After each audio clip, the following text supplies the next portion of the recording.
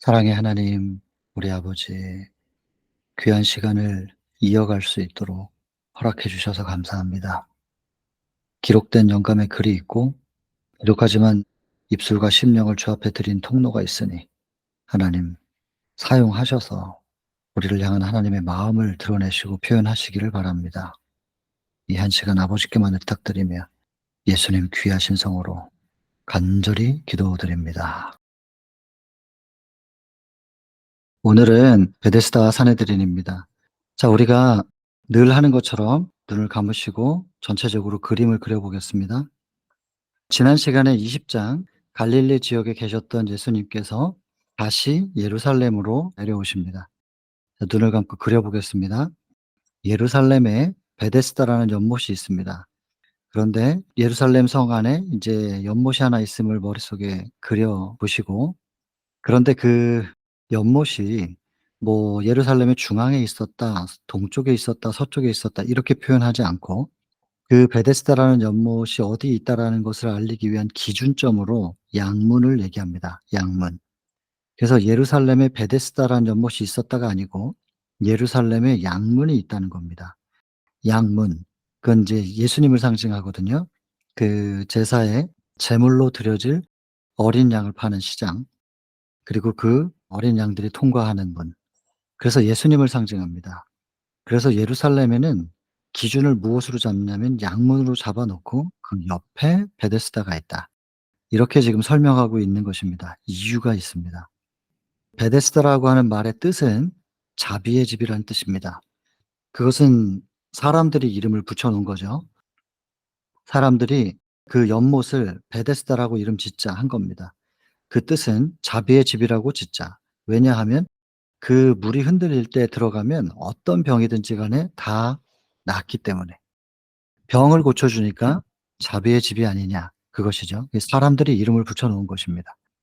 그런데 이것이 정말로 자비의 집인가, 이 생각을 좀 해 봐야 됩니다. 양문, 예수님을 상징하는 진짜 자비죠. 그 양문 옆에 베데스다가 있는데 사람들이 지금 어디를 쳐다보고 있냐면 양문을 쳐다보지 않고 연못을 쳐다봅니다. 연못이 물이 흔들릴 때 들어가면 모든 어떤 병이든지 간에 다 낫기 때문에.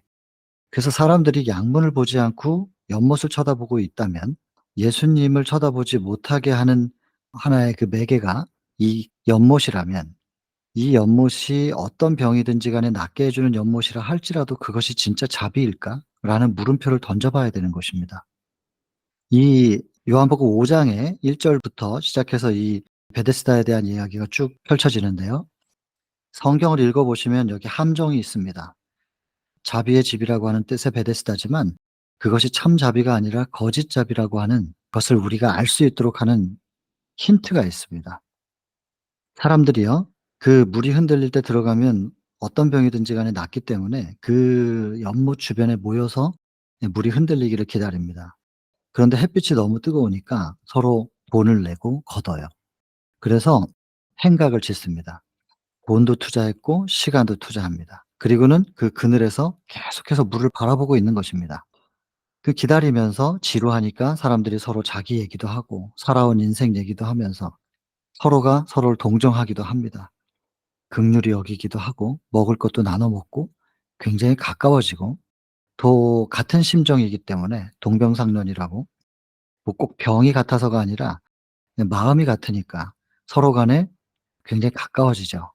그런 분위기까지는 좋아요. 그리고 자비의 집을 바라보고 자비의 집을 중심으로 모여서 서로가 가까워지고 아름다운 모습입니다. 그러나 여러분, 물이 흔들리면 조건이 있는데 뭐냐면 먼저 들어가는 사람은 낫습니다. 첫 번째로 들어오는 사람만 낫는 것입니다. 물이 흔들릴 때 그걸 보고 다 들어가면 그 모든 사람들이 다 나으면 좋겠는데 먼저 들어가는 사람만 낫는 것입니다. 성경만 보고는 베데스다에 대한 참 의미, 사단이 여기에 어떤 함정을 파놓았는지를 발견하기가 참 쉽지가 않습니다. 제가 지나다니면서 어떤 교회 간판에 베데스다 교회라고 붙여 놓은 것도 봤습니다. 물론 베데스다라는 말뜻 자체는 자비의 집이기 때문에 괜찮지만 그 베데스다라는 이름이 어떻게 쓰여졌는지 그 배경을 우리가 생각한다면 '교회 이름으로 베데스다 교회' 이렇게 붙이긴 조금 어렵지 않을까라는 생각도 듭니다. 근데 우리는 시대 소망이 있습니다. 시대의 소망은 이 부분을 아주 자세히 잘 설명해 놨습니다. 그리고 그 물이 흔들릴 때 먼저 들어가야 되겠다는 생각으로 사람들이 일어나서 그 물을 향해서 달려갈 때 그 상황들을 나보다 먼저 가는 사람이 있으면 발을 걸어 넘어뜨리기도 했을 것이고 옷을 붙잡고 늘어지면서 내가 먼저 가려고 했을 것이고 그 상황들을 충분히 우리가 상상할 수 있을 만큼 묘사가 되어 있습니다. 물만 흔들리면 그곳은 지옥이 됩니다. 물이 흔들리기 전까지는 서로 굉장히 가깝고 화목하고 아름다운 모습인 것 같으나 물이 흔들리면 지옥이 됩니다. 이게 슬픔이고요. 사단이 파놓은 함정은 이렇게 교활합니다. 자기에게 손해가 되지 않을 때 혹은 뭔가 이익이 크게 생기거나 뭐 그런 부분이 아닐 때 대체적으로 편안하고 평화롭고 사이가 좋은 것 같습니다. 그런다 결정적인 상황이 됐을 때 뭔가 이익이 발생하면 그것을 얻기 위하여 그리고 내가 손해를 입을 것 같으면 본색이 드러나는 여러분 이거는 정말 슬픈 일입니다. 인간관계 속에서도 교회 안에서도 좋은 것 같은데 별일 없을 때는 화목하고 아름다운 것 같으나 흔들리면 그 관계가 어떻게 되는가? 사단은 비웃습니다. 낄낄거리면서 웃을 거예요. 그 사단이 비웃는 그 얼굴을 생각하면 여러분 사단이 즐거워하게 하면 안 되는데 대부분 그것을 의식을 하지 못하고 당장 내 눈앞에 보이는 손해나 이익에 현혹돼서 하나님을 슬프시게 하는 것이죠. 여러분 이게 베데스다입니다. 여러분 그래서 이 베데스다와 사내들인 이 챕터에서 첫 번째로는 거짓자비의 함정 말이야. 사단이 파놓은 이 거짓자비, 자비처럼 보이지만 참자비가 아닌 거짓자비, 그 함정을 명확하게 이해하는 것이 참 중요합니다. 그리고 우리는 계속해서 그 거짓자비를 바라보는 사람들, 그들을 긍휼히 여기시고 그들 전체를 그냥 한 번에 치료하고 싶으신 욕망으로 이 충만하신 예수님. 그 예수님이 그 베데스다를 외형적으로는 겉으로 보기에는 그냥 명상과 기도하는 그런 모습으로 거니셨다라고 표현되어 있는데 굳이 그렇게 표현하셨다면 실상 그냥 한가롭게 명상하고 기도하는 그런 목적으로 거기에 가신 게 아니라는 걸 우리는 알 수 있는 것이죠. 뭐 한가롭게라는 표현보다는 여유롭게 그들을 바라보시는 예수님의 슬픔을 우리가 예수님 마음속에 들어가서 좀 만져보고 접촉될 수 있어야 되겠습니다. 이 챕터를 가만 눈을 감고 묵상을 해 보면 얼마나 안타깝고 슬프셨을까. 양문이 옆에 있거든요. 진짜 자비 예수님을 상징하는 양문이 옆에 있는데 그쪽을 등을 돌려 베데스다, 사단이 만들어 놓은 거짓 자비를 향하여 간절하게 그쪽을 쳐다보고 있는 그리고는 소망은 있는데 들어가지를 못하니까 계속해서 그것 때문에 그 받는 그 스트레스 때문에 말이죠. 점점 더 병 때문에도 고통스러운데 그 병이 더 심각해져 가는 헛된 것을 추구하는 사람들. 그 인생들을 보면서 예수님께서 얼마나 가슴 아프시고 안타깝고 슬프셨을까 말이에요. 이제 예수님께서는 의도한 바가 있으셨습니다. 그리고는 그중에 가장 심각한 사람 한 사람 38년 된 병자. 예수님의 인생보다도 더 오랫동안 누워 있었던 사람입니다. 예수님 그 당시에 30 남짓이었으니까. 30, 31 요런 상황에서 38 년을 누워 있었던 그 한 사람을 선택합니다. 그리고 그 사람을 고치는 치료하는 이적을 행하시죠. 여러분 이 챕터는 요한복음 5장 그 장은 말입니다. 병 고치는 얘기가 아닙니다. 물론 모든 예수님의 생애 사복음서 내에서 예수께서 병자를 치료하시고 귀신을 내쫓고 하는 모든 상황들이 똑같이 이 땅에 육신을 고치는 정신적이든 육체적이든 질병을 고치는 것으로만 적용돼서는 안 되는 부분이지만 베데스다의 38년 된 병자를 고치는 상황은 예수님께서 목적하신 바가 굉장히 큽니다. 특별히 안식일 날 일부러 그렇게 하신 겁니다. 일부러. 이유가 있으셨던 거죠. 그 당시에 이스라엘을 향한 지도자들을 향한 선전포고예요. 그리고 인제 '전쟁을 본격적으로 한번 시작해 보자.'라고 하는 거거든요. 안식일 날 일부러 가셔 가지고 가장 심각한 사람 병을 고치고 그 병만 고치라고 해도 되는데 "자리를 들고 걸어가라." 하시면서 일부러 그렇게 하신 거거든요. 그래서 38년 된 병자가 치료된 그 상황을 읽어 보시면 실은 38년 동안 누워 있었던 사람에게 보기엔 또 어려 보이기까지 하겠죠. 그 청년이 와 가지고 "낫고자 하느냐. 일어나 자리를 들고 걸어가라." 한다고 일어나겠어요? 병 고치는 부분에 대해서 묘사가 충분히 되어 있지 않습니다. 이 사건 이후에 예수님께서 병을 고치고 할 때는 사람들이 알아요, 예수님의 능력을. 그리고 예수님께 병을 고쳐 달라고 찾아오고 이런 상황이기 때문에 그냥 뭐 '내가 나았다.' 뭐 이렇게 하면 될 수도 있겠지만 지금 이 사람은 예수님이 누군지도 모릅니다. 그냥 처음 보는 청년이 일어나 걸어서 그 자리를 들고 걸어가라 한다고 그게 되겠냔 말이에요. 그렇게 하려고 하겠냔 말이에요. 지금 이 상황은 병을 고치는 부분에 대해서는 묘사가 그렇게 자세히 돼 있지 않아요, 그 과정의. 그 포인트가 그게 아니기 때문이에요. 포인트는 그게 뭐겠어요. 말씀을 붙잡았을 때 그리고 결심했을 때 이 믿음의 활용이라는 표현이 나오는데 "믿음을 어떻게 활용해라." 이런 이론적인 거 그런 거 요구하지 않으셨다고 돼 있어요. 그냥 이 사람은 그냥 그걸 말씀을 붙잡고 그리고 결심했을 때 그리고 일어나려고 순종했다고 표현하죠.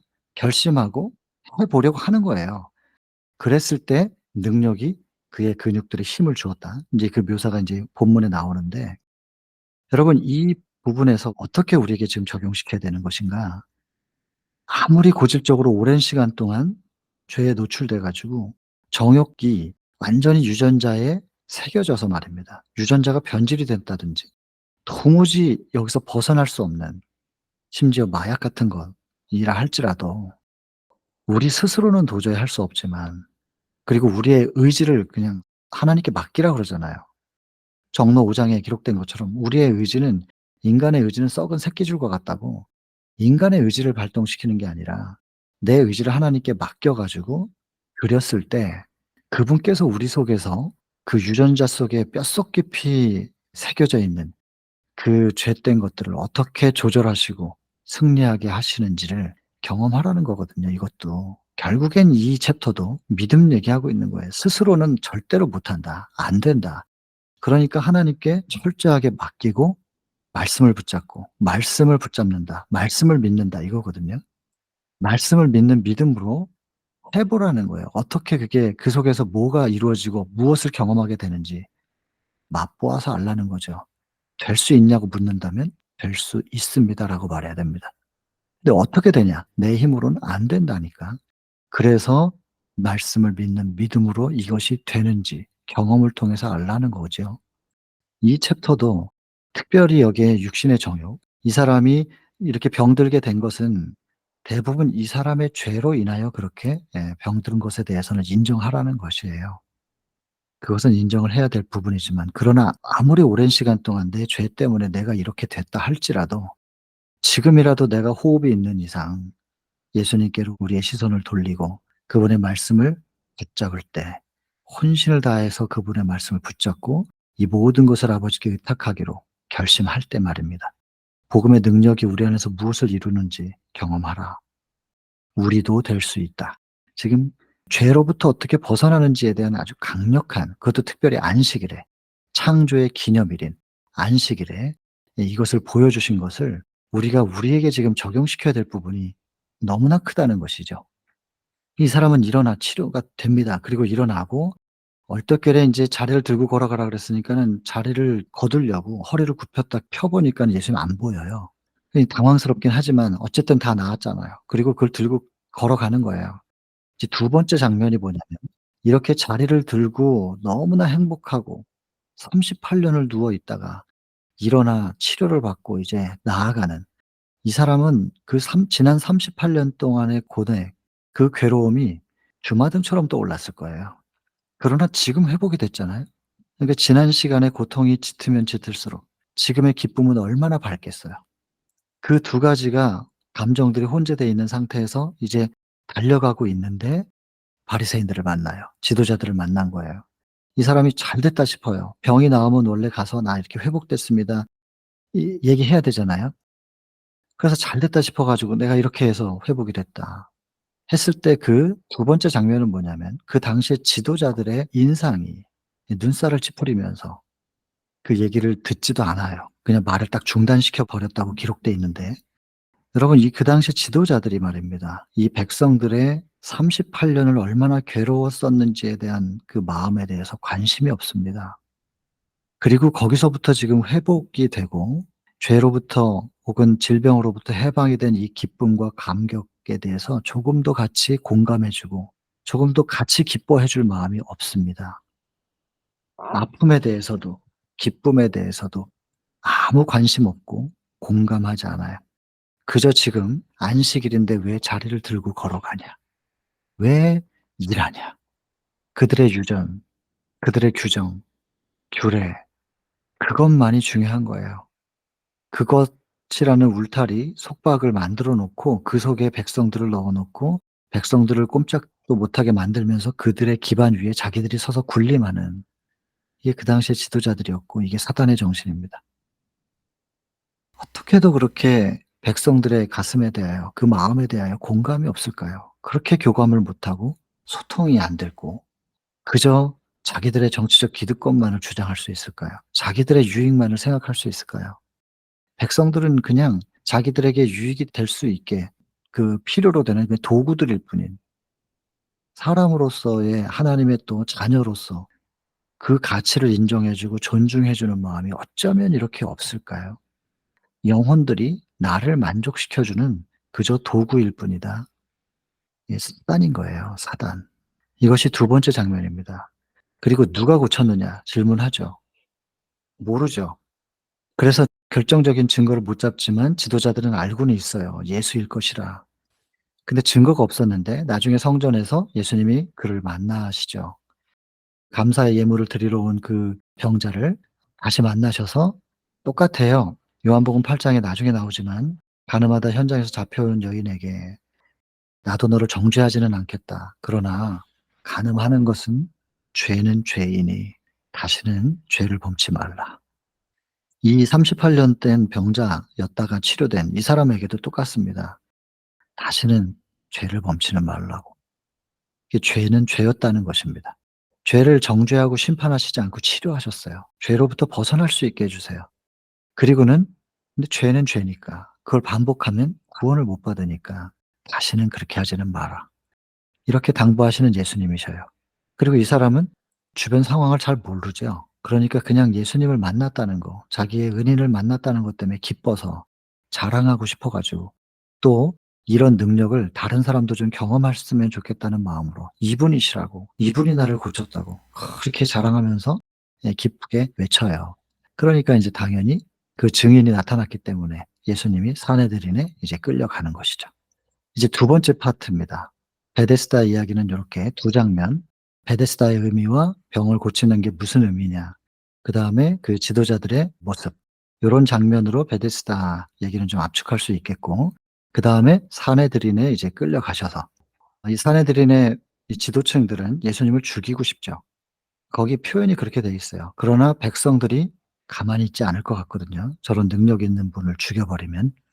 그래서 백성들이 무서워서 죽이지는 못하고 또 로마의 속국이었기 때문에 사형 집행권이 없어서 그렇게 하지는 못하지만 다른 의도가 있었습니다. 적어도 백성들에 대한 예수님의 영향력은 꺾어 놓으려고.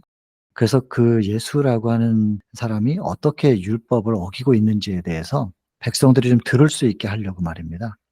토론을 하는 거예요. 그걸 공격하는 것이죠. 근데 그들이 자기의 무덤을 자기가 판 거예요. 그래서 그 영향력을 꺾으려고 논리적으로 예수를 어떻게 정복해 보려고 그렇게 했었는데, 예수님의 기별, 그 빛, 그 또 논리라고 표현하면 논리겠지만 그것을 그들이 전혀 제압할 수가 없지요. 여기 표현해 보면은 그저 유전 가지고 '유전에 이렇게 돼 있다. 그들의 규례가 이렇다.'라고 표현할 수밖에 없는, 그 성경에 뭐라고 기록되어 있느냐는 거예요. 성경 말씀에 뭐라고 기록되어 있느냐.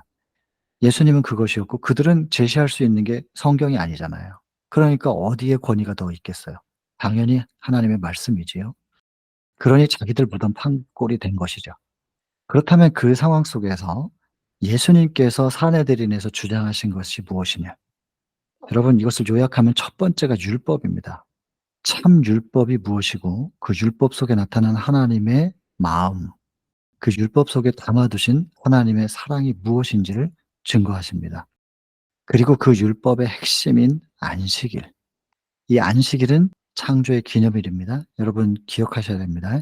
마가복음 2장 27절 28절 보면은 안식일이 사람을 위해서 있는 것이라고 되어 있습니다.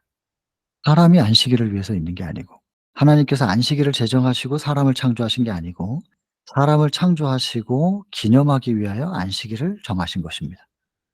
그러니까 안식일은 사람을 위해 있는 것이지 사람이 안식일을 위해 있는 게 아니라는 거. 그래서 이 안식일이라고 하는 것이 무엇이냐? 창조의 기념일입니다. 우리가 존재하게 된 것은 우리를 창조하신 나의 부모이신 우리 하나님 때문입니다. 그 하나님이 우리를 낳으셨습니다. 창조하셨습니다. 그래서 저는 하나님을 우리의 부모로 사랑하고 존경할 수밖에 없습니다. 우리와 하나님 사이의 관계의 표입니다, 안식일은.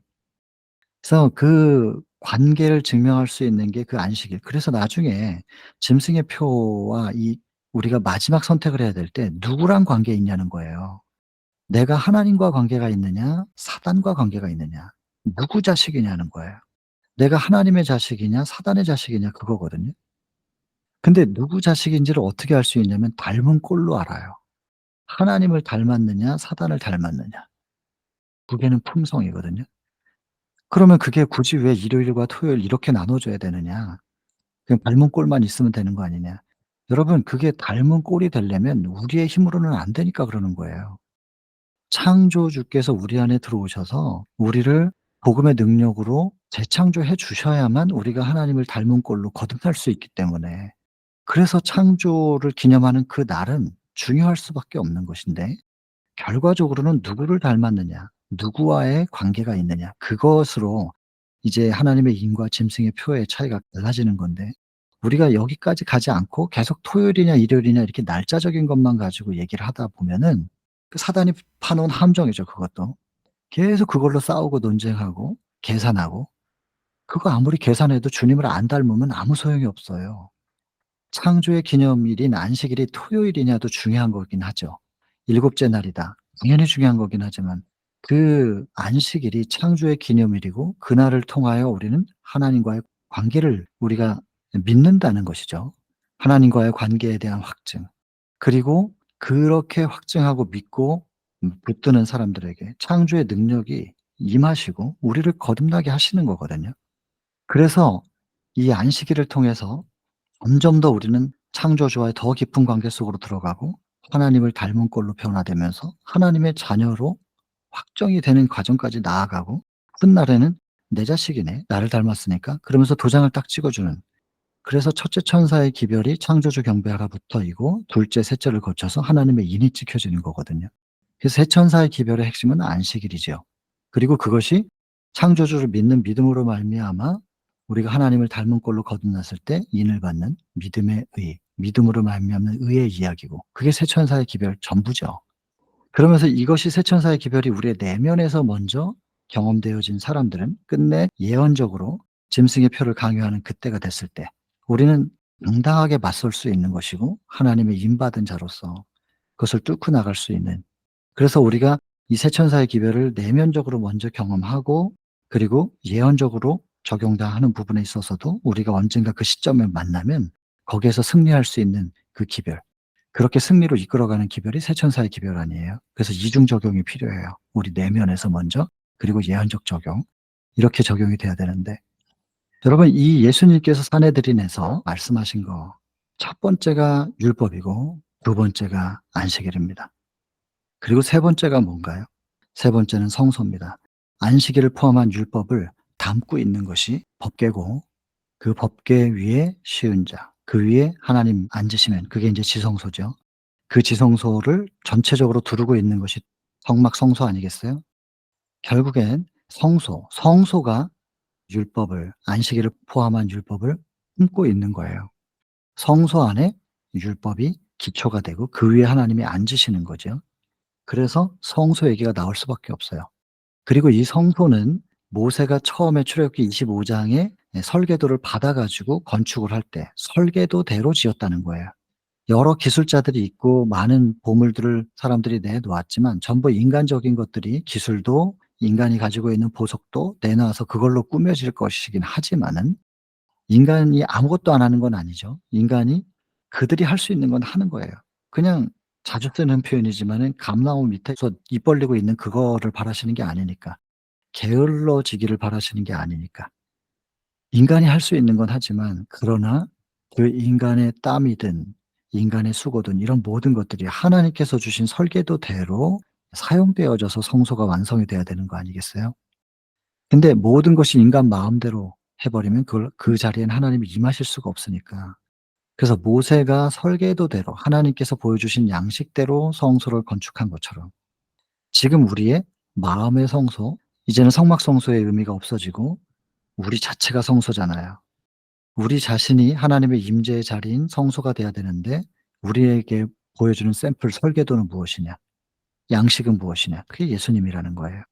예수님이 이렇게 성소를 완성시키셨으니 우리도 그 예수님을 바라보고 계속 묵상함으로 그 예수님이 우리에게 물들어 우리가 예수님과 같은 성소가 될 수 있는, 그래서 그 성소 안에는 율법과 안식일을 포함한 율법이 자리를 딱 잡을 수 있게 되는, 그렇게 되는 것이다. 그러니까 예수님께서 그 산헤드린에서 선포하신 내용들이 율법, 특별히 안식일, 그리고 성소 얘기하는 겁니다. 그리고 그다음 얘기가 뭐냐면 부활에 대한 이야기입니다. 이 성소가 만들어지고 건축이 되고 거기에 율법이 놓이고 율법의 중심인 안식일을 통하여 창조주와의 새로운 관계, 이 모든 것들이 이루어지는 것은 부활, 이것이 이제 죽은 자들이 부활하여 하늘에 가는 것을 뭐 말하는 건 틀림없습니다. 그러나 이 부활을 통하여 예수님께서 강조하고 싶으신 게 무엇이냐면 죽은 사람이 살아나는 그 부활, 그래서 하늘로 옮겨지는 것처럼 그것을 이루실 수 있는 그 능력을 예수께서 받으셨고, 그 예수께서 거듭남도 죽음으로부터 다시 살아나는 거잖아요. 우리가 지금 죄에 대해서는 죽고 그리고 다시 살아나는 경험, 그 거듭남, 이 부활을 거듭남과 지금 같이 활용을 하고 계시는 거예요, 이 챕터에서. 그래서 끝내 나중에 주님 안에서 이 땅에서 잠든 사람들이 다시 부활하여 하늘로 옮겨지게 되겠지만 그전에 이 땅에서 생명이 있는 동안 우리가 거듭남을 먼저 경험해야 되고 거듭남을 이루실 수 있는 권세가 나에게 있다.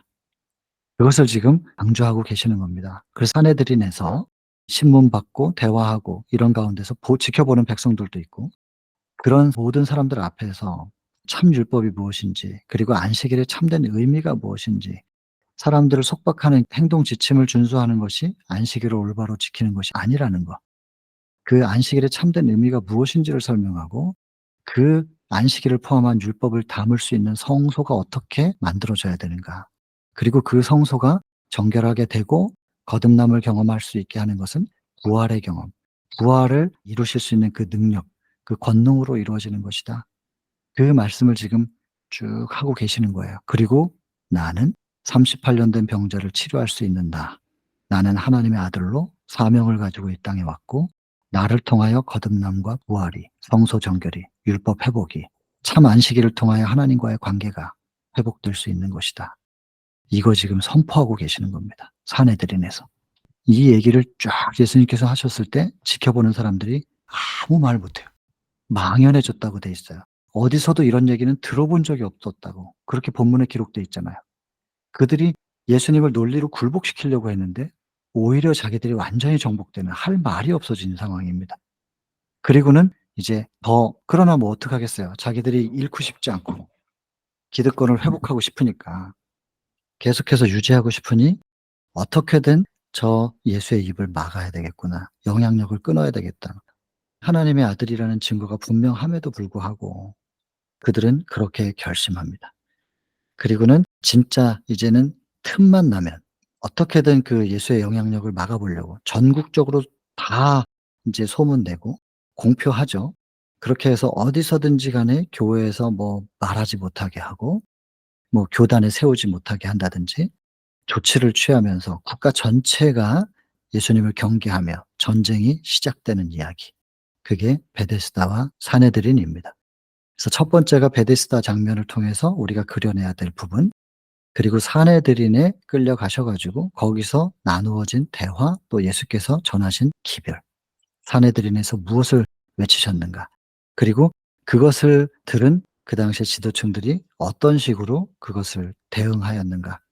거기에서 양심의 가책으로 받아들이기만 했었으면 구원이 분명히 있었을 텐데, 그러지 못하고 국가 전체의 그 정치력을 동원해서 예수님을 거부하게 되는, 그리고 이제 본격적인 전쟁이 시작되는 이야기. 그것이 시대소망 21장 베데스다와 사내들인이고, 성경에서는 요한복음 5 장의 내용입니다. 자, 이제 눈을 좀 떠 보시고, 자, 본문으로 이제 한번 훑어보고, 다 꼼꼼히 못 읽을 겁니다. 이 챕터도 내용이 많기 때문에. 요약을 해볼 테니까요. 부지런히 한번 따라가 보세요. 예루살렘이 있고 양문이 있고 베데스다라는 못이 있습니다. 여기 어떤 병자든지 물이 흔들리기를 기다립니다. 근데 여기 중요한 단어 요거. 물이 흔들릴 때 먼저 들어가는 자는 병을, 여기 보면 성경에 요게 먼저라는 표현, 1 등만 낫는 것입니다. 요게 없었으면 자비의 집이 맞습니다. 근데 어떤 병에 걸렸든지 무슨 병이든지 다 낫게 해 주는 것까진 좋은데 먼저 들어가는 사람만, 요게 함정인 것이죠. 자, 그다음에 오두막도 짓고 뭐 이렇게 아까 다 말씀드렸으니까. 그리고 안식일 날 이 외관상, 예수께서 외관상 명상과 기도하시는 모습으로, 근데 외관상이라는 단어가 있는 걸 보면 실제로 그렇지는 않다는 거죠. 실제로 명상과 기도만을 위해서 오신 게 아니고 다른 목적을 가지고 오신 것입니다. 그리고는 대부분 그 당시에 병에 걸린 사람들은 그게 하나님의 심판이라고 생각을 했는데, 이 대단히 큰 오해죠. 그 예수님께서 심판하시는 분, 정죄하시는 분이 아니라고. 물론 권세는 있어요. 하나님께로부터 심판의 권세를 받으셨으나 심판하러 온 게 아니라 구원하러 왔다. 요한복음 3장 17 절에 이미 말씀을 그렇게 하시지 않습니까? 그래서 그런 하나님의 품성에 대한 오해도 지금 바꾸셔야 돼요. 그리고 "내가 낫고자 하느냐?" 그랬더니 "나를 옮겨줄 사람이 없어서 내 자리를 들고 걸어가라." 그랬더니 말씀을 굳게 붙잡습니다. 말씀을 붙잡습니다. 명령에 순종하기로 뜻을 정하자 몸이 반응을 합니다. 말씀에 입각하여 행동했다. 여기 행동하자 힘을 얻었다. 행동, 순종하기로 뜻을 정하는 겁니다. 그래서 여러분, 행위 전에 꼭 생각하셔야 될 게 뜻을 정하는 겁니다. 그럼 이 순종은 행동을 얘기하느냐 뜻을 정하는 걸 얘기하느냐. 여러분, 행동 전에 뜻을 정하는 것을 순종하기로 뜻을 정하자. 이게 말씀을 붙잡는 것과 뜻을 정하는 일이 먼저잖아요. 그리고 이 의지에 응답했다고 되어 있는데, 그러면 이 의지는 내 것인가? 밑에 보면 이 의지를 하나님께 맡겨 드려야 한다. 그렇게 표현되어 있거든요. 자, 그래서 스스로의 힘으로는 그 생애를 살 수 없다. 거룩한 생애를. 그들은 헛되이 노력하는 겁니다. 헛되게 분투한대요. 그 헛된 게 뭐냐면 이거 사도 바울의 고백이죠. "해 볼 만큼 해 봤는데 결국엔 이 사망의 몸에서 누가 나를 건져낼까?" 사도 바울같이 의지가 강한 사람도 안 된다는 것을 인정하고 포기합니다. 요거 24 절이지만 25 절에 뭐라고 되어 있냐면 "그래서 나는 안 되지만 예수 그리스도로 인해서 하나님께 감사합니다." 그러면서 다시 일어나요. 오직 예수.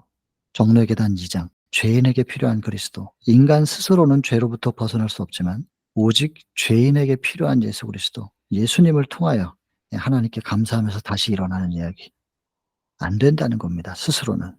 그러니까 위를 쳐다보라는 거죠. "낫고자 하느냐고 말씀하시는, 명하신다. 일어나라고 명하시는, 죄로부터 벗어날 수 있다. 죄 속에 빠져 있는 너희들 일어나라."라고 명하시는 거예요. 근데 우리 힘으로 일어날 수 없다는 걸 아시잖아요. 그러니까 이 손 내밀고 계시는 거예요. 그 손을 붙잡으면 이렇게 세워 주시겠다는 얘기죠. 이건 그래서 늘 말씀드리지만 명령은 약속이잖아요. 완쾌됐다고 느껴질 때까지 기다리질 말래요. 그냥 말씀이 그러면 믿고 일어나겠다고 결심하는 거예요. 그러면 이루어질 거래요. 여기 보세요. 의지. 여기 보면 의지에 반응한다고 돼 있잖아요. 의지에 모든 근육이 그의 의지에 응답한다. 근데 이 의지조차도 인간에게 뿌리를 둔 의지이냐? 그대의 의지를 그리스도의 편에 두라. 다 맡기는 거예요. 인간의 의지는 늘 말씀드리지만 썩은 새끼줄과 같으니까. 인간의 의지는 내가 주님과 함께 죽는 자리까지 같이 갈 수 있을 겁니다. 나는 그만큼 주님을 사랑합니다라고 말해도 금방 부인하는 게 인간의 의지거든요. 내가 주를 사랑하는 걸 주께서 아십니다라고 하는 것은 베드로가 자기의 사랑의 그 뿌리를 자기에게 두지 않고 예수께로 옮겨졌다는 얘기거든요. 이 인간의 의지, 이것이 나라고 하는 사람에게 뿌리 내려져 있지 않게 예수님께 맡겨 드려지는, 그렇게 해서 말씀을 붙잡고 순종하기로 뜻을 정하고 나의 의지를 "하나님 맡아 주십시오."라고 할 때 우리의 몸이 응답을 한대잖아요. 그렇게 해서 술도 끊고 담배도 끊고 뭐도 끊고 내 의지로 끊는 게 아니라 그렇게 끊어지는, 그렇게 구별되어지는 것을 경험하는 게 믿음에 의해 경험입니다. 근데 여러분, 해 보신 분들은 알겠지만 몸의 육체적인 거, 그런 거 끊는 건 오히려 좀 쉽습니다. 진짜 어려운 거는 교만이에요. 자존심이고 이기심이고 이런 거 정말 어려워요. 겉으로 드러나지도 잘 않고 내 속에서 나만 아는 것들이라서 이런 것들을 빨리빨리 처리해야 되겠다는 생각도 잘 들지 않을 때, 대부분 또 자기를 잘 발견하지 못해 가지고 자기를 잘 몰라요. 자기가 자존심을 부리고 있는 건지 교만한 건지 자아인지 이기심인지 이런 걸 잘 몰라 가지고 맡겨 드리지를 못하는, 그러면은 맡겨 드리지 못하면 하나님께서 그걸 컨트롤하실 수 없잖아요. 우리가 드려야 그분은 그걸 주관하실 수 있는데 우리가 드리지를 못하니까 결국엔 죄는 다 내 거란 말이에요. 내가 그걸 감당해야 되는데 진짜 어려운 건 오히려 속마음입니다. 그래서 진짜 기적은 품성이 변하는 거라잖아요. 육신의 정욕이 제어되는 건 제 경험상도 그렇지만 그거 오히려 쉽습니다, 그거는. 기도하고 매달리면 그게 오히려 쉽고 뭐 금식 좀 하고 그러면 더 쉽고. 근데 이 품성의 변화, 이건 정말 더 큰 기적이죠. 근데 여러분, 경험이 있으면, 육체에 대한 거 해결해 본 경험이 있으면 그게 가능하다는 걸 알기 때문에 그 처음의 믿음이 더 나중의 믿음으로 더 많이 맡겨 드릴 수 있고 '이것도 가능할 거다 분명히. 하나님께서 지금까지 나를 이렇게 변화시키셨으니까 이것도 가능하시다.'라고 하는 믿음이 인제 생길 수 있죠. 더 믿음이 커지는 경험인데. 여러분, 어쨌든 이거는 어느 단계이든지 간에 경험을 통해서 아셔야 됩니다. 이건 이론이나 지식일 수가 없습니다. 누가 이거를 "이렇게 됐다."라고 해서 나도 되는 게 아니라 내가 이 하나님과의 어떤 관계를 맺느냐에 따라서 내 안에서도 그게 이루어질 수 있는 것인지를 개인적인 경험과 맛을 보면서 아는 것이거든요. 도전하셔야 됩니다. 천국은 침노하는 자의 것이라고, 여러분 도전해 보셔야 됩니다. 근데 보세요. 오랜 방종을 통하여 영역을 속박한 악한 행습과, 이게 행습, 습관이라는 거예요. 이 습관이 무서운 것이 내가 의도적으로 굳이 하지 않아도 습관이 되어 있는 사람들이 자연스럽게 그쪽으로 흘러가요. 이거 정말 슬프거든요. 하고 싶지 않은데 그걸 하고 있고, 그리고 나서 그 밀려오는 그 허탈감, 자괴감.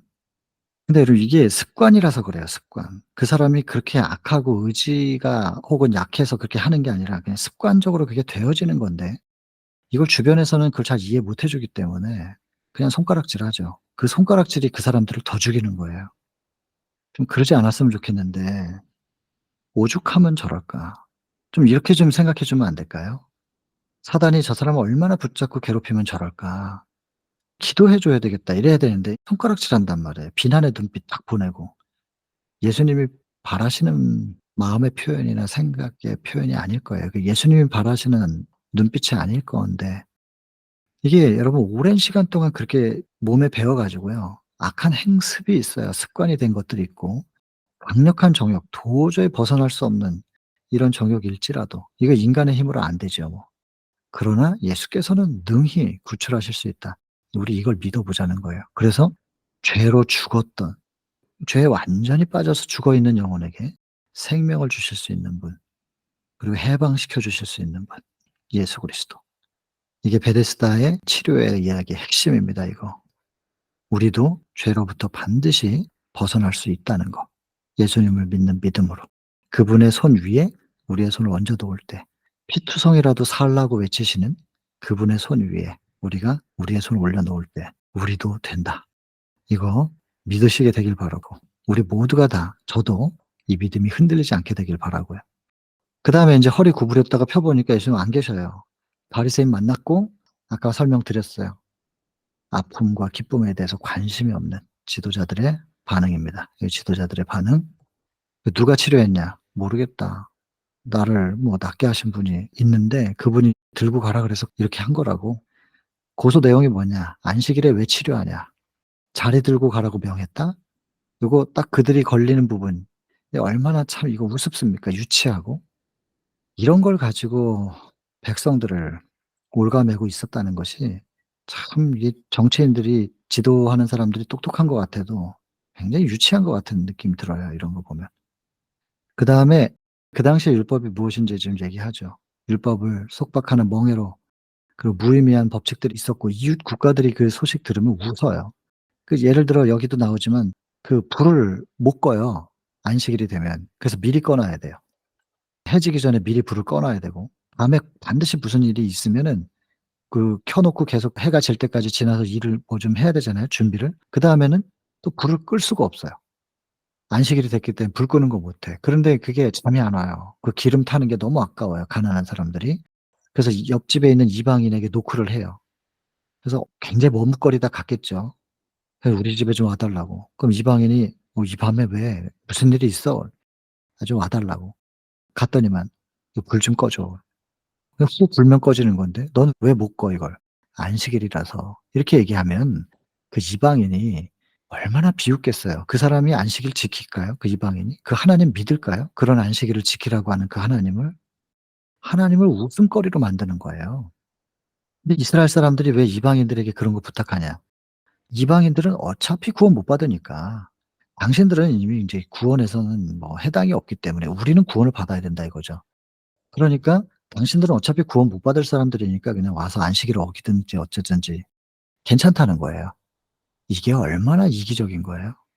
나는 괜찮고 저 사람들은 이런 식의 표현들을 생각들 이거 다 누가 가르쳤느냐. 그 당시에 지도층을 통하여 이런 그 구원의 도가 그들의 머릿속에 지배적으로 정서에 물들어져 있었단 말이에요. 그래서 인제 그다음 장면이죠. 성전에서 인제 그 사람 만나요. 감사의 제물 드리려고. "나았으니까 다시는 죄를 범치 말라." 이제 기뻐 가지고 이분이 날 치료해 주신 거라고 해 가지고 사내들인 앞에 끌려가는 거죠.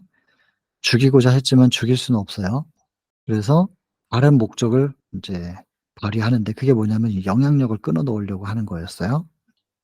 근데 그들 앞에서 예수님은 하나님의 참 형상이 무엇인지를 드러내시는 겁니다. 하나님의 사랑을 다함이 없는 충만함으로 제시하였다. 율법에 대한 오해가 너무나 심각하기 때문에 그 율법의 참 의미가 뭔지 그걸 드러내시는 건데 어쨌든 이 사람들은 사내들인 회원들은 이 가마를 꺾어 버리려고 결심한 이게 인제 여기 말했던 다른 목적이 바로 요겁니다. 요거를 가마를 꺾어 놓으려고. 그리고 이 뜻은 이 가마를 꺾어 놓으려고 하는 사내들인의 이 회의는 사실은 사내들인만의 회의가 아니라 다른 회의가 있는데 그게 뭐냐면 사단의 회의예요. 사단의 회의는 종교계 인간 대리자들을 통해서 예수님의 사역을 방해하고 그 가마를 꺾어야 되겠다라고 사단이 사실은 이렇게 회의해 가지고 지도자들에게 영향을 끼치는 거죠. 그래서 예수님이 지금 인간 사내들인과 싸우면서 또 사단과 싸우면서 복합적인 상대들을 대상으로 해서 지금 전쟁을 하고 계시는 상황이에요. 우리도 그렇게 싸우게 될 거예요.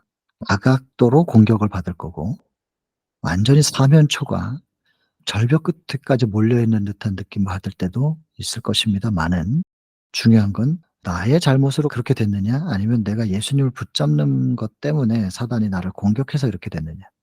생각하고 하나님 앞에서만 부끄러움이 없다면 한번 싸워 볼 만한 일일 겁니다. 예 주님이 승리하실 거니까. 겉으로 볼 때는 완전히 코너에 몰린 것 같아도 하나님께서 뚫고 나갈 수 있게 하실 거니까요. 그래서 예수님이 이제는 인제 말씀을 시작하시는데 제일 먼저 율법 이야기합니다. 율법 이야기 그다음에 안식일, 참 안식일의 의미가 무엇인가.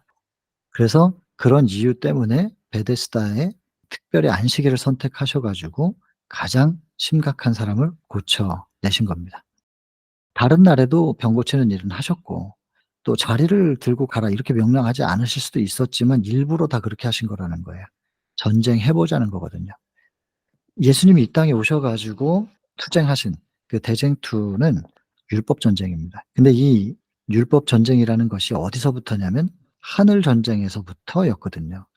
율법, 하나님의 품성, 피조물에 대한 사랑 그것이 완전할 수 있느냐. 그리고 피조물들이 이렇게 죄로 기울어졌다면 하나님의 창조의 능력 역시도 완전한 건 아니다. 결국엔 창조주를 공격하는 거예요. 창조주의 속성 두 가지 말씀드렸죠? 하나는 피조물에 대한 그분의 사랑과 그리고 피조물들을 창조해 내실 수 있는 창조의 능력. 이것이 창조주의 속성 두 가지입니다. 그래서 하나님의 창조가 완전하지 않고 피조물에 대한 하나님의 사랑도 완전하지 않다. 이것을 사단이 주장한 것이고 이것에 자기의 편들이 좀 생기면 말입니다. 자기도 완전하지 않는 창조주 하나님만큼은 나도 경배받을 수 있다.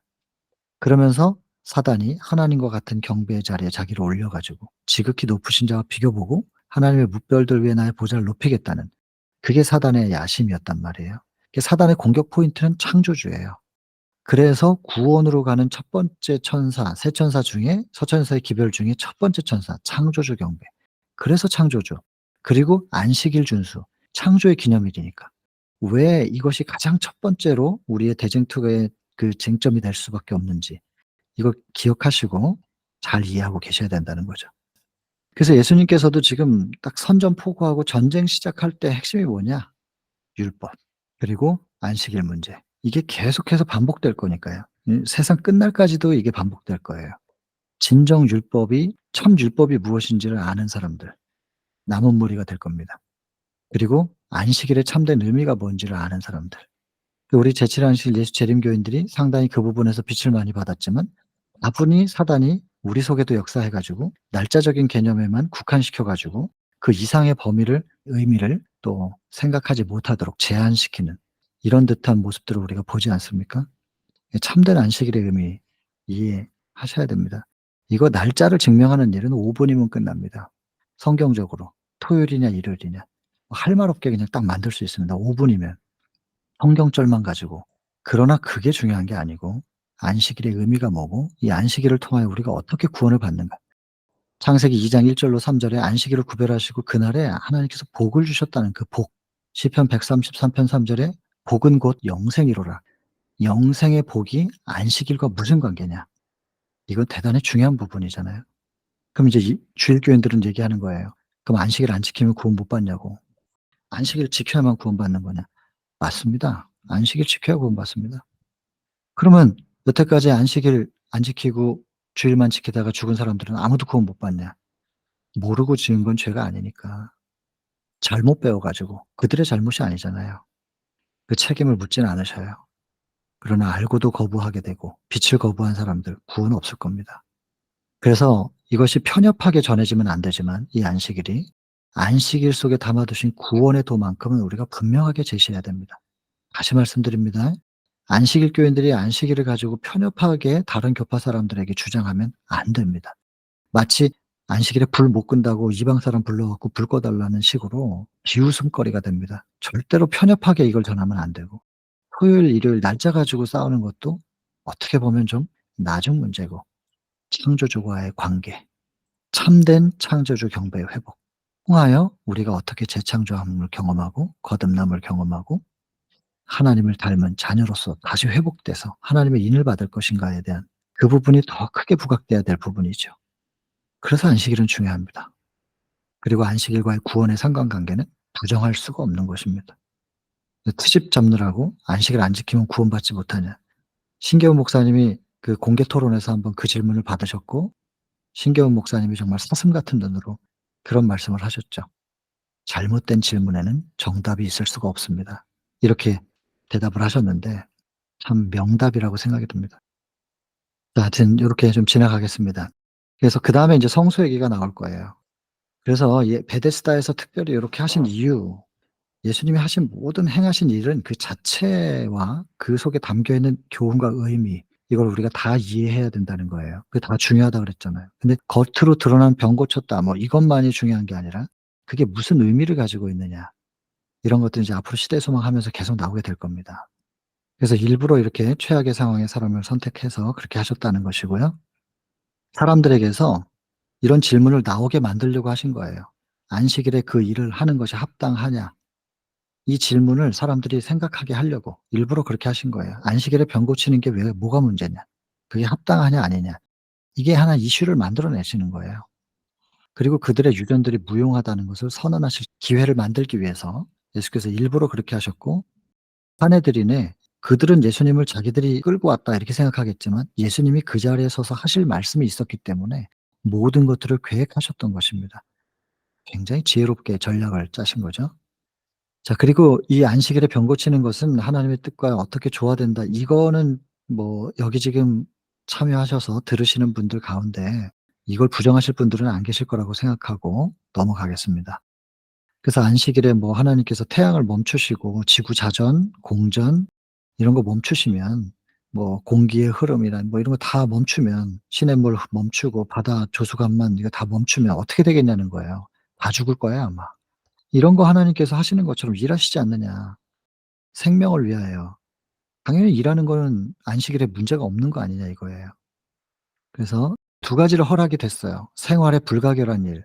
이거 해야 돼요. 불 켜고 불 끄고 뭐 밥 해 먹고 이런 것, 뭐 사실 뭐 좀 미리 해 놓으면 좀 더 간단하게 해 먹을 수는 있는데, 어떤 생활에 꼭 필요한 것들은 아무 안식일에 하자가 없는 거고, 병자나 곤핍한 자들이나 고통당하는 자들 도와주는 거, 이건 안식일에 당연히 해야 될 일이 아니냐 이것이죠. 안식일은 사람을 위하여 만들어졌다. 사람이 안식일 위해서 있는 게 아니다. 그리고 하나님께서 당신에 대한 요구는 평일보다 좀 더 크다는 거예요. 명상과 예배 시간을 주로 갖도록 하시는 거고, 또 그러면 우리가 하나님을 향하여 하나님을 늘 생각하고, 여러분 이 예배의 정의는 인제 말씀드렸죠. 어느 장소 시간에서 꼭 어떤 형식에 따라서 드리는 것이 예배가 아니라 하나님과의 만남이 계속 이루어지는 상태가 예배고 경배라는 말씀 기억하실 거라는 믿음을 가지고 그냥 넘어가겠습니다. 그래서 하나님께 대한 우리의 자세는 요런 거예요. 그래서 누군가를 도우면서도 늘 하나님과 함께하면, 함께 돕고 하나님의 마음으로 그들에게 도움의 손길을 내민다면 그건 지금 명상과 예배의 시간을 보내고 있는 것이니까요. 하나님께서 우리에게 이걸 요구하시죠, 명상과 예배를. 근데 우리 인간은 또 다른 날보다도 안식일에 더욱더 많은 은총을 하나님께 간구하고요. 특별한 관심을 보여주기를 요구하고 축복을 갈망하는 것이죠. 하나님이 우리에게 바람이 있고 우린 또 하나님께 바라는 게 있고, 이것이 안식일에 다 이루어질 일들이고 이걸 하나님께서 다 이루시길 또 바라신다는 거예요. 여기 표현을 보면 하나님께서는 이러한 요구 사항들을 들어 주시기 전에 안식일이 지나가기를 기다리지 않으신다. 다 해 주고 싶으신 거예요 다. 그러니까 하늘의 사업은 결코 중단되지 않으므로 사람들도 선한 일을 결코 중단해서는 안 된다. 하늘과 인간 이 땅 사이에 계속해서 순환, 소통이 이루어지고 있는 모습입니다. 하나님께서 우리에게 바라시는 바, 우리가 드려야 될 게 있고 또 우리는 그분께 바라는 바가 있습니다. 그러니까 내려오고 올라가고 내려오고 올라가고 계속 돌고 있는 거예요. 이게 멈추면 안 된다는 것이죠. 다만 세속적인 일은 금했습니다. 생계를 위해서 돈 버는 일 중지하라고 했습니다. 하나님께서 책임지신다는 거예요. 이건 "돈 벌지 마."라는 의미만이 아니라 "먹고 사는 문제 내가 책임질게."라는 약속이에요 이거는. 일 주일에 하루 구별한다고 해서 그날 손해 본 것만큼 "내가 다 책임질 거야. 책임질게."라는 약속이라니까요. 안식일을 지킨다고 이거 회사 오늘 안 나가고 오늘 계약 이거 못하면 엄청나게 손해 볼 것 같아도 하나님께서 그 책임지신다는 약속이라고요. 그다음에 세속적인 향락, 뭐 중요한 거 돈 버는 건 안 나간다고 해 놓고선 하나님이랑 관계를 유지하는 게 아니라 자기 향락을 즐기거나 이러면 그냥 손해 보겠죠. 그다음에 이익을 위한 노동 적합하지 않습니다. 건전한 안식, 그리고 예배와 거룩한 행위, 안식일에 드려야 될 부분 좀 설명을 하고 있고요. 다시 한번 율법과 안식일이 여기 또 등장을 했습니다. 그리고 "아버지께서 일하시니 나도 일한다." 뭐 이것이 또 인제 참남하다고 해 가지고 공격을 하는 포인트가 됐는데, 여기 보시면 이제 자연의 순환이라는 표현이 있어요. 그들이 주장할 수 있는 근거는 관습이랑 유전밖에 없는데, 예수님은 하나님의 말씀, 요거 성경 말씀하고 그다음에 천연계 속에 담겨 있는, 말씀 속에 담겨 있는 생명이 자연 가운데 천연계 속에서 어떻게 순환하고 적용되고 있는지, 이걸 가지고 예수님은 논거를 삼으셨고, 그 당시에 사내들인 회원들은 관습과 유전을 논거로 삼았으면 뭐 비교가 되겠어요? 백성들이 들어보면 누구의 말이 타당한가는 그냥 자연스러운 겁니다. 그러니까 이제 화내는 거죠. 논리로 극복할 수 없으니까. 백성들 두려워하지 않았으면 죽였을 거라는 거예요. 뭐 로마가 어땠든지 간에 그냥 죽였을 거예요 아마. 근데 사람들이 이미 '아 안식일에 병 고쳐도 되는구나. 이게 저게 얼마나 성경적인가.' 하면서 이미 사람들이 동의하고 있었다는 것이죠. 그래서 지도자들이 함부로 할 수 없었다는 거예요. 그리고 예수님은 철저하게 '아버지가 일하시니 나도 일한다. 내가 내 힘으로 뭔가 하는 게 아니라 아버지의 뜻에 따라 하는 것이다.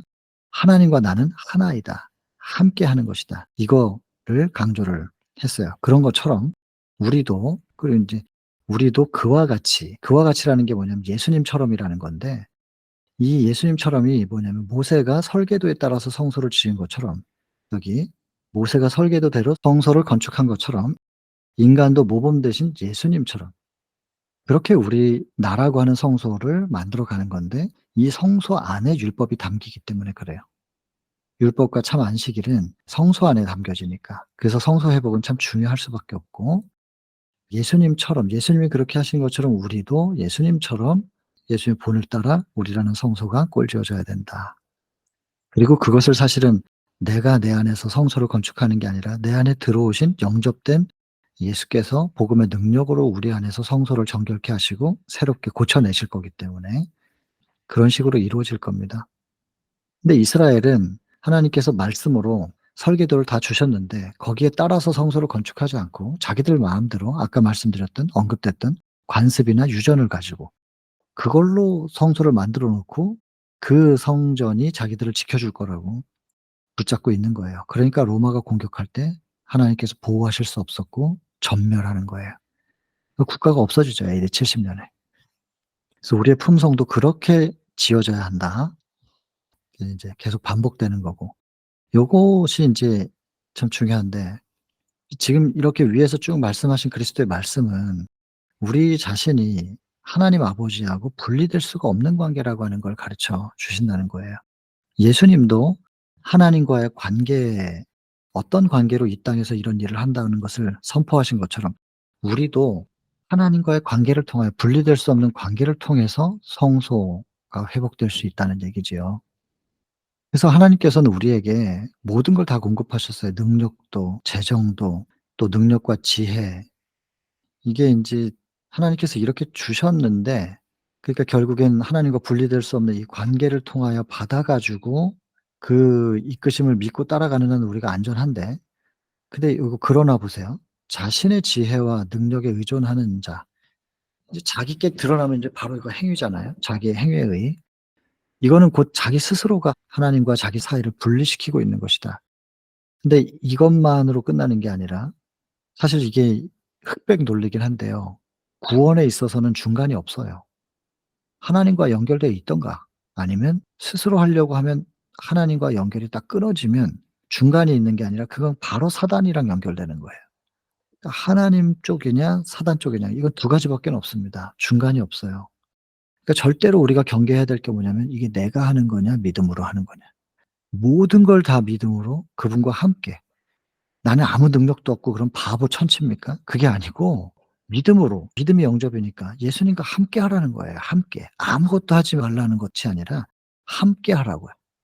예수님과 함께 호흡하고 함께 바라보고 바라본 걸 예수님의 가슴으로 생각하고 예수님의 표현대로 말하고 몸짓하고 걸어가고 함께 하라니까요.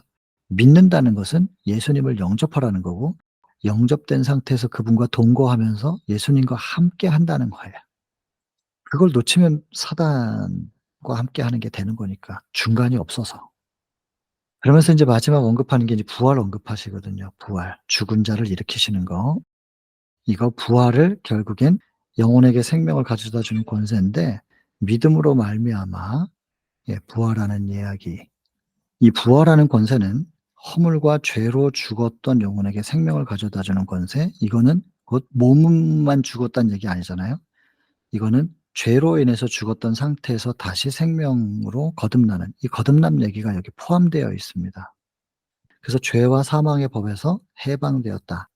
로마서 8장 2절 얘기고 8장 1 절이 정죄함이 없다 얘기 나오죠. 죄와 사망의 법에서 사람들을 해방시키는. 근데 인제 생명의 성령의 법이라고 나오는데 요 생명의 법, 생명의 성령의 법이 죄와 사망의 법에서 해방시켰다. 결국 이걸 다 통틀어서 얘기해 보면 말입니다. 부활을 우리가 하게 되겠지만은 꼭 부활만이 아니잖아요. 살아서 예수님 볼 사람들도 있어요. 저는 아마 저희 세대에 그럴 거라고 저는 믿기 때문에 부활보다는 저한테는 중요한 게 지금 거듭남이겠죠. 점점 더 깊어지는 거듭남의 경험. 그래서 부활의 능력은 거듭나게 하시는 능력으로도 이 부분에서 지금 묘사되는 거고, 죄에 묶여 있었던 속박되어 있는 우리에게 자유, 그리고 해방을 주시는, 그리고 이 결국에 로마서 7 장과 8 장은 율법 아래에 있는 사람들이 어떻게 율법 위로 올라가는 경험을 하느냐, 그 얘기라서 이게 다 통틀어서 여기서 인제 연결이 되는 부분입니다. 그래서 믿음으로 말미암아 성령에게 마음 문을 여는 자는, 믿는다는 게 마음 문 열고 받아들인다는 거니까 똑같은 얘기예요. 여는 자는 자기 몸을 무덤에서 일으켜 줄 전능한 권능에 참여하는 자가 된다. 아멘. 이거 뭐 내 힘이 아니니까요. 영접하면 됩니다. 마음 문을 열기로 결심하시고 영접하기로 결심하시고 내 안에 들어와 달라고 기도하시면 기다렸다는 듯이 우리 속에 들어오시고, 그렇게 성령께서 우리에게 자꾸 말씀을 생각나게 하시면 그 말씀에 초점을 두고 계속해서 말씀을 붙잡고 묵상하는 삶을 살아나갈 때 그 말씀 속에 담겨 있는 복음의 능력이 우리를 어떻게 변화시키는지는 그냥 경험으로 아는 겁니다. 반드시 하나님을 닮은 모습으로 우리를 변화시켜 주실 것을 믿는 것입니다. 믿음으로 말미암아 되어질 것입니다. 그리고 어떤 기준을 정해 놓고 '도대체 언제까지 되는 거야.' 이런 거는 제발 생각하지 마시고, 하나님께서 각 사람에게 바라시는 마지막 단계는 다 따로 있고, 살아있는 동안에 그 모습이 내가 기대했던 것대로 완성 안 될 수도 있고, 그 대표적인 샘플이 십자가 한 편의 강도이니까 모든 사람들이 그냥 강도라고 생각하고 있는 상태에서 죽었어요, 그 사람은.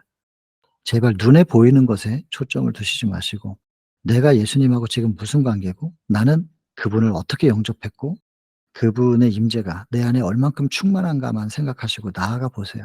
그분은 그분의 하실 일을 하실 것이고 이루실 것이고, 시간이 주어진다면 우리는 완성될 겁니다.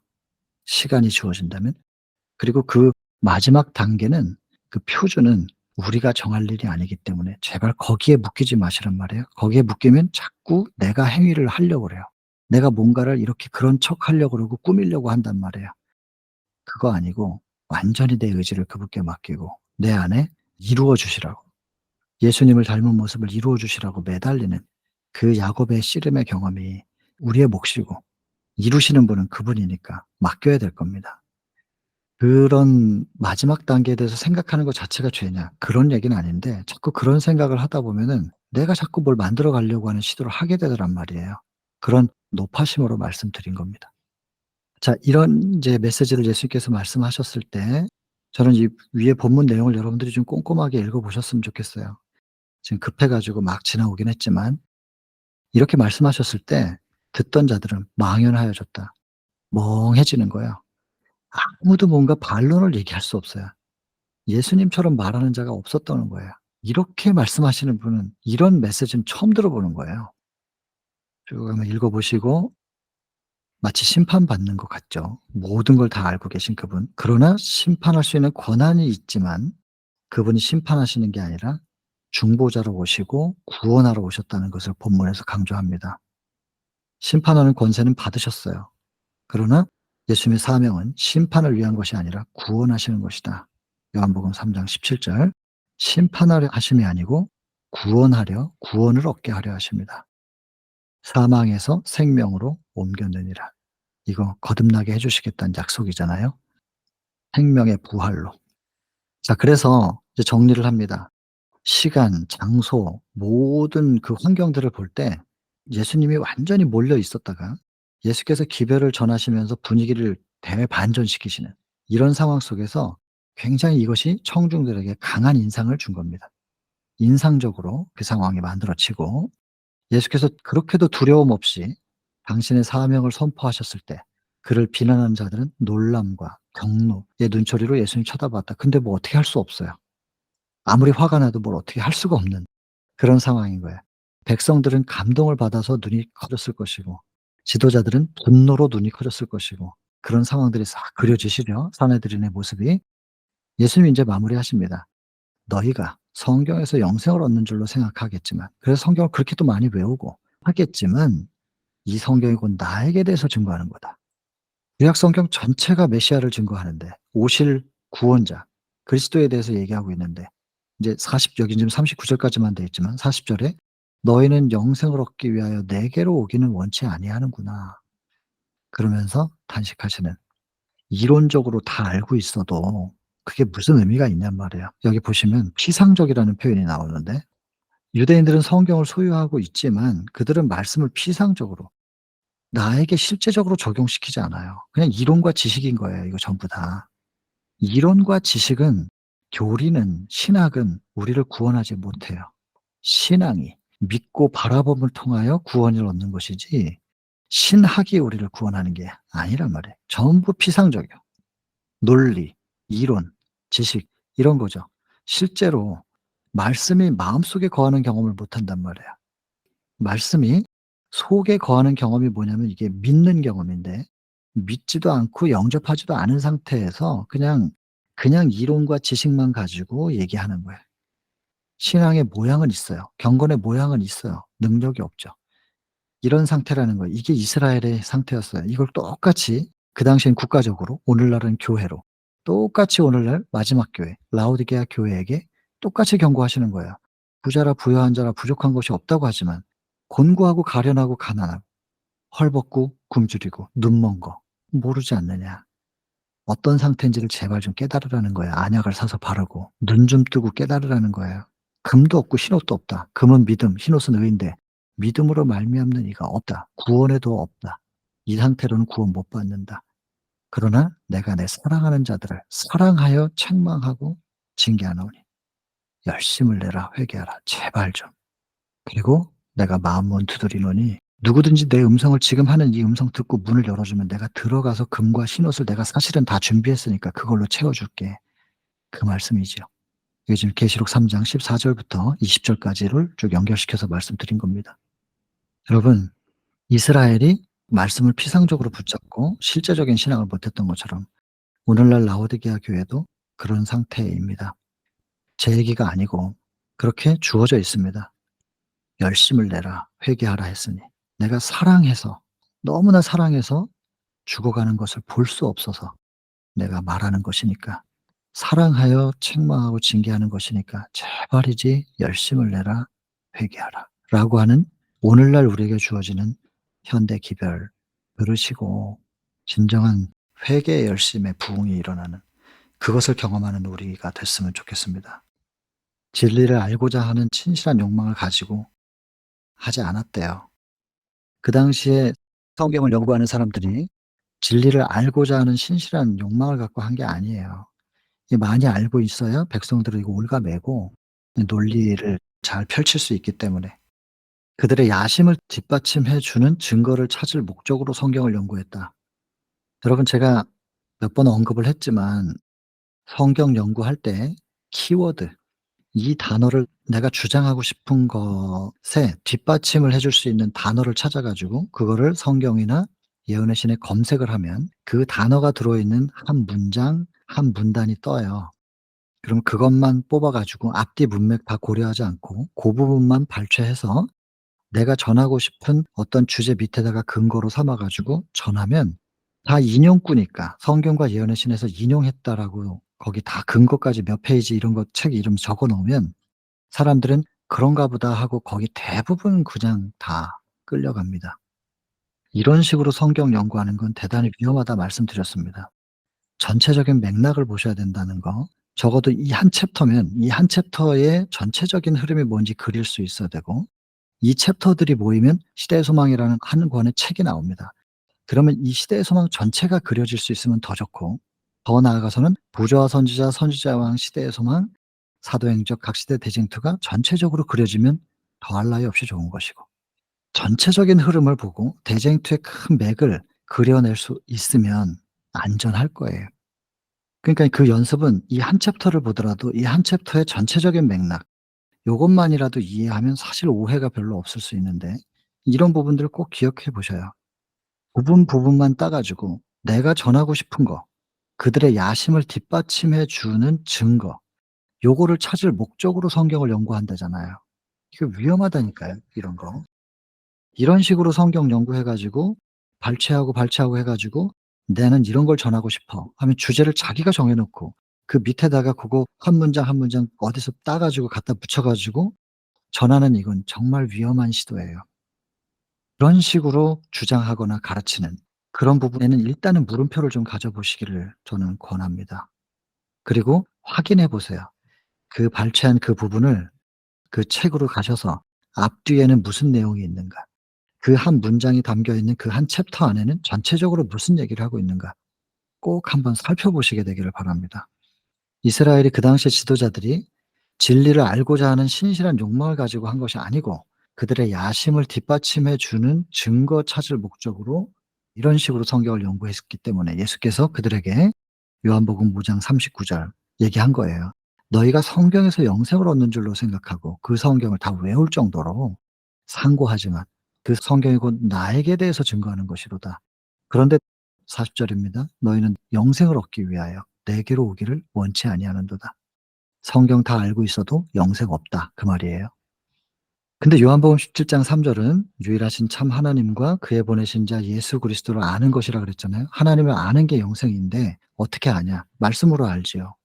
그러니까 성경에서 영생을 얻는 줄로 인제 생각할 수는 있는데 그 성경을 공부하더라도 어떻게 공부해야 되냐? 신실한 욕망, 진리를 알고자 하는 신실한 욕망을 가지고 성경을 연구할 것 같으면 예수께로 가게 돼 있다는 거예요. 근데 성경을 연구하면 갈수록 더 예수님께 가까이 가고 가까이 가면 갈수록 내 죄가 더 드러나고 그분은 완벽한 거울이니까. 그러면 내가 더러운 게 드러나면 그분께 맡겨서 "이거 좀 씻어 주세요." 하면서 점점 깨끗해지는데 깨끗해져 가고 있는데 사도 바울 같은 사람은 예수님과 너무 가깝다 보니까 아무리 그것을 내가 주님께 드려서 그것을 깨끗함을 받아도 내가 나를 보니까 죄인 중에 괴수라. 그래서 내가 구원받으면 오직 이건 하나님의 은혜다. 나는 구원받기에 도무지 합당하지 않은 사람인데 은혜로 나의 죄된 이 나를 하나님께서 씻으셔서 구원해 주시네 하면서 나는 죄인 중에 괴수라고 말하면서 하나님의 은혜는 높이는 거예요. 이게 참된 성경 연구죠.